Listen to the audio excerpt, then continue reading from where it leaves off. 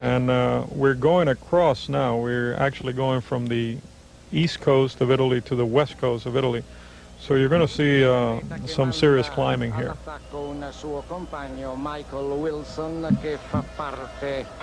Solo breakaway at this point, or a solo effort at this point. One rider having extracted himself from the wedge shape of the field here.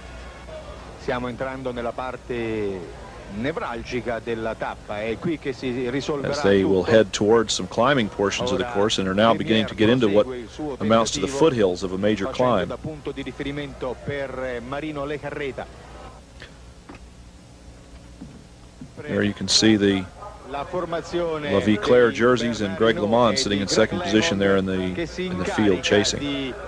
At that point, Lejarreta had sent Wilson up ahead and to set the pace in the climb, which is something that climbers do quite frequently. They send one of their teammates up ahead of the road so that everybody else does the chasing, and then they just sit back there.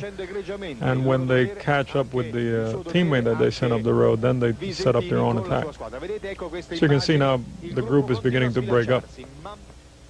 Riders losing off the back. We would expect the De Silvas and Freulers and sprinters, the guys who are there at the finish of the flat stages, would be the ones that are drifting off the back. Here comes Moser, I believe, at the front. No, that's Chioccioli. It's a young man, and this one, his physiognomy is even similar to Coppi's. So here, there's another one of those let's have another Coppi stereotype kind of riders. Long and thin legs. Beautiful countryside.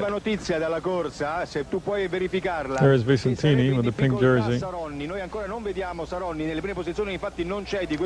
At this point, the Italian commentator is talking about the fact that Cerrone is nowhere to be seen.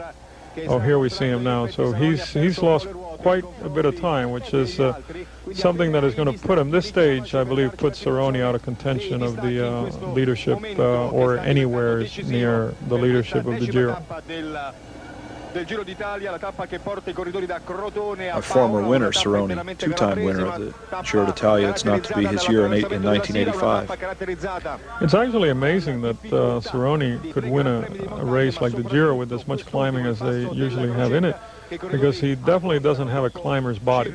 Cerrone is a typical sprinter body. He's short, he's stocky.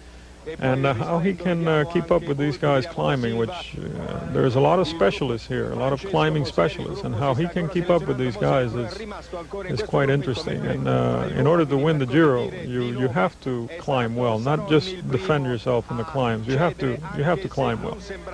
There was again one of the red, white, and green 7-11 USA jerseys going through there, climbing behind Moser, who also didn't look like he was in great spirits at this point either. He looked like as though he was suffering a bit on the climb himself, the defending champion of the Giro. That's another guy who's actually made himself into a climber in the last couple of years. He has done a lot of anaerobic threshold work, and his training for the hour record has really turned him around. Since that point, not only has he won the Giro, but he's become the premier time trialist in the world, and he's actually developed into a halfway decent climber in an international scale. We caught a glimpse briefly of LeMond going by in that group right there, wearing number 87, and there's De Silva. Ci vogliono doti veramente di grande acrobazia, eccoli ormai nella scia, e Moser che fa l'andatura con Saronni e Moroni, eccoli affiancati, ora passa in testa Saronni, poi Moser e Moroni, mentre è lanciato lo sprint con Da Silva e Chioccioli. Ancora Da Silva su Contini, poi Volpi, Chioccioli, poi ecco in ultima posizione, mentre Saronni con Moroni e Moser arrivano a pochissimi metri dal gruppetto di testa. Hanno trovato il vento che soffiava in senso contrario alla marcia dei corridori.